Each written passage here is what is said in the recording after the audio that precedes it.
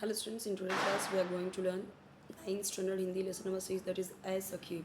So in this video we are going to see question answer this chapter. So let's start. Already इसके पहले के chapters uploaded हैं, आप playlist में देख सकते हैं. ओके तो यहाँ पे देखिए जो as सखी वाला है बहुत ही अच्छा चैप्टर है, बहुत ही ईजी है.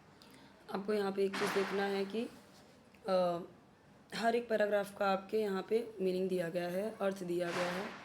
ठीक है, हर पंक्तियों का भावार्थ दिया गया है. तो जब आपको बोला जाता है कि दिए गए पंक्तियों का भावार्थ लिखिए, जैसे अब यहाँ पे दिया गया है ये, अब इसमें बोल दिया कि लास्ट के आपको 2 लाइन के भावार्थ लिखने हैं या शुरुआत के 2 लाइन के भावार्थ लिखने हैं, तो वो आपको दिया जाता है. तो आप कहाँ से लिख सकते हो, जो पहला पेज है यहाँ से. ठीक है, जैसे अब ये दिया गया है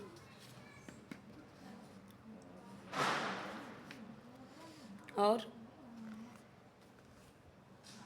तो आपको अगर किसी भी कविता का दिया जाता है कि लास्ट की पंक्तियों का भावार्थ लिखो, शुरुआत की पंक्तियों के 4 लाइन के भावार्थ लिखो, तो आप यहाँ से देख सकते हो कविता का आपको यहाँ से समझ में आ जाता है कि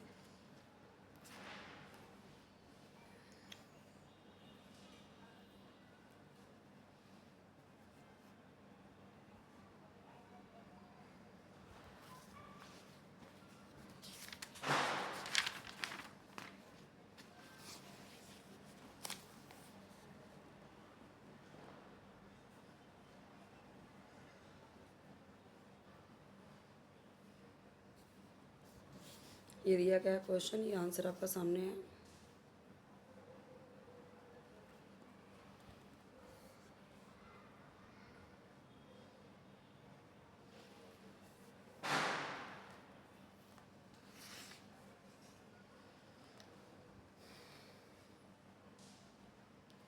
ढोलक की क्या उपयोगिता है, इसमें 6 से 8 वाक्य में अपने विचार लिखने हैं. तो यहाँ पे देख सकते हो वाद्य यानी क्या, वाद्य यानी इंस्ट्रूमेंट, बाजा, बजने वाला.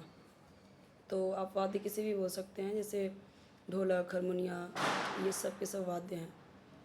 गिटार, सितार, ये सब वाद्य हैं.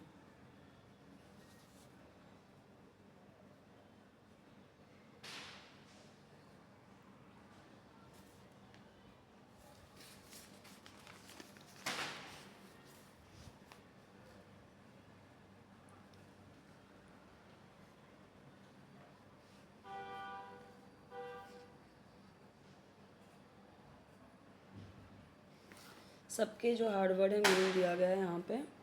हक्का बक्का हो जाना यानी बहुत चक्का हो जाना, सरप्राइज्ड हो जाना, एकदम से ना, एकदम जैसे कोई चीज़ आपने देखा और एकदम से सरप्राइज हो गए, एकदम एक जगह पे खड़े रह गए, उसको बोलते हैं हक्का बक्का हो जाना, बहुत चक्का हो जाना. दोनों ही हार्ड वर्ड ही हैं. ठीक है. सवतन यानी नींद से, सोने में, सुप्तावस्था से.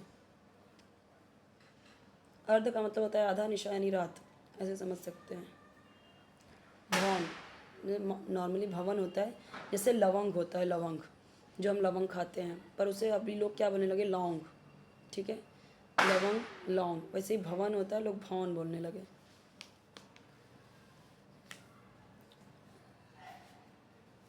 देहाती भाषा में जैसे बोलने लगे. अब देखिए जैसे फिर यानी बेर बेर, फिर के लिए क्या आया है, बेर बेर यानी बार बार.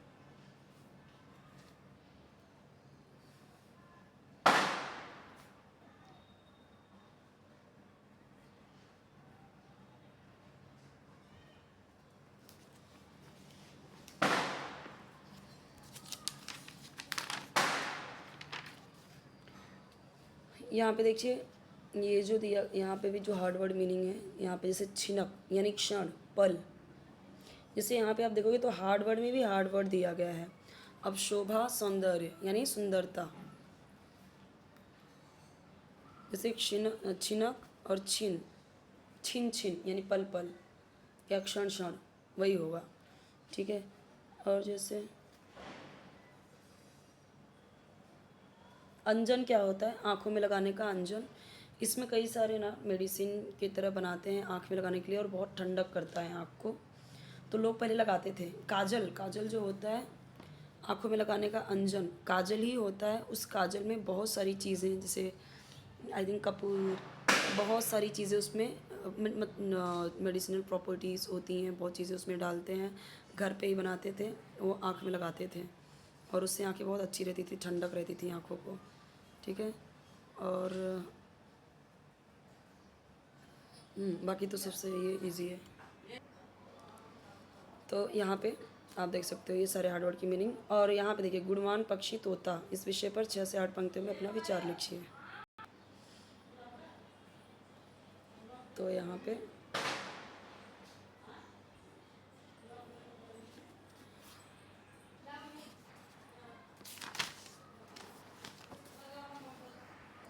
जो प्रीवियस क्वेश्चन था उसका यहाँ पे आंसर है। उसके बाद यहाँ पे विशेषताएं देखिए दिया गया। अंजन तो हमेशा सुंदरता में वृद्धि करने वाला है। नीर यानी सबको जीवित रखने वाली। विशेषताएं, नीर यानी पानी, जल। पाती यानी पत्र। अब पाती का मतलब दो चीज़ होती है, एक पाती का मतलब पत्र, और पाती पत्र दोनों का ही मतलब होता है पत्ता, लीव्स। तो यहाँ पे पाती पत्र दोनों का सेम मीनिंग है, बट यहाँ पे पत्र क्या है, वो आने पर सबको प्रफुल्लित यानी खुश करने वाला है।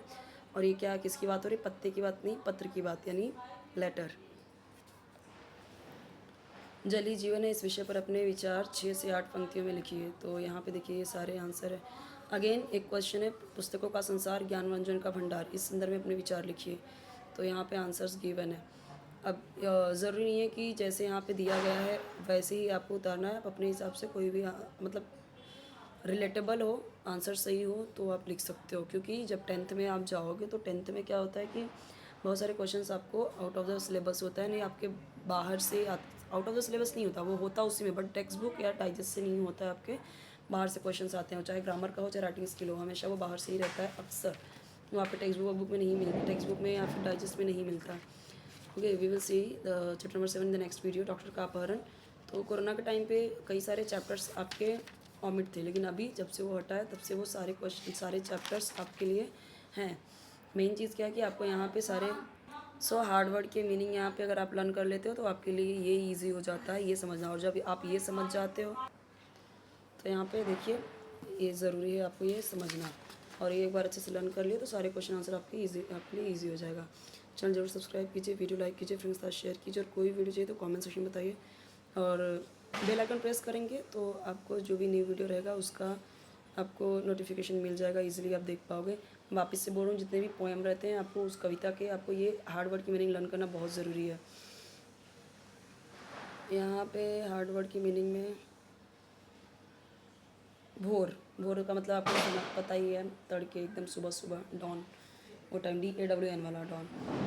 और तो कुछ हार्ड वर्ड नहीं है यहाँ पे, बाकी इजी है, ये सब मैंने बता दिया आपको। हाँ, बाकी सब तो इजी है।